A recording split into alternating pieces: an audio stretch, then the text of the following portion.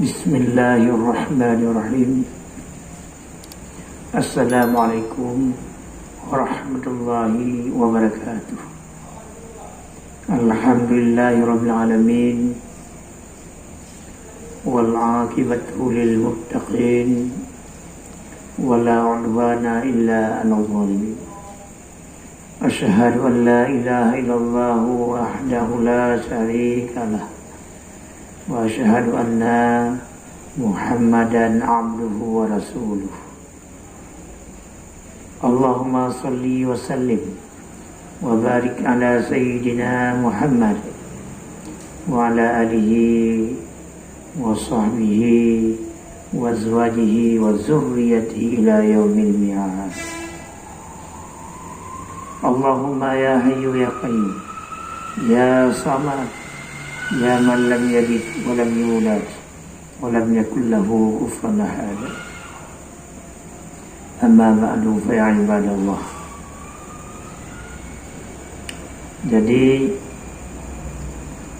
pada malam yang berbahagianya natu soalan Mbak Ulun yang pertama katanya ijid tabah artinya tabuang Islam bagi orang muslimin bak KDP nyambat. Jadi orang musliminnya hana ketulih li agama Islam bak KDP ijid yang ada yang non jawab hanjir. Jadi terhadap orang Islam wajib ngebuh agama Islam bak KDP. Sebab ji permasalahan ji orang mati ji hendak nyo masalah ho tak golong ji semati dalam daerah-daerah kon Islam. Sementara ji orang Islam kah ada semayang kah bermasalah. Maka oleh karenanya menurut pandangan syariat wajib dah bagi orang muslimin bak KDP betulih beragama Islam yang masalah. Sangat berbahaya menyotabah hal-hal yang seperti demikian. Karena katanya naudib sabona glotu itu berhati-hati. Nanagro sabotru yang lebih di bak nagro-nya. Ye nagro yang paling hebat. Yani Jannatul Na'im, surga. Nyambat. Nyo berhati-hati. Yang kedua katanya la wajib tak pejuang Islam, artinya tak bangun peradaban Islam dalam negara. Wajib. Jadi wajib tak bangun peradaban Islam dalam negara.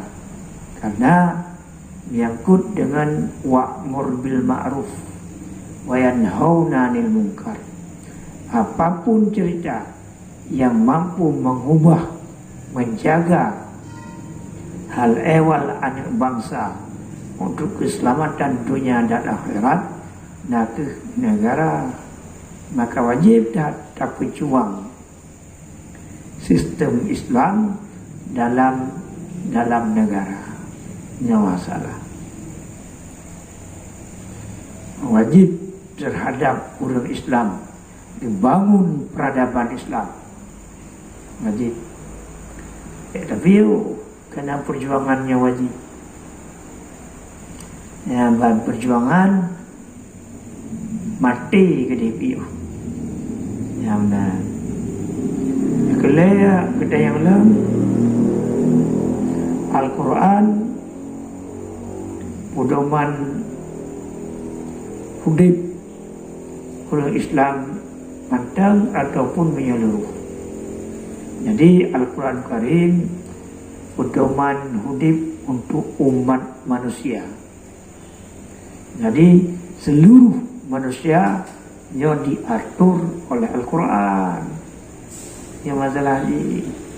Maka Nabi Muhammad orang hijrah Madinah menyatakan negara Islam Madinah, artinya dengan peradaban Islam ledatan, dan negara Madinahnya berikan Islam, tapi awak yang galak dengan sistem Islam, karena sistem Islam sistem yang menjaga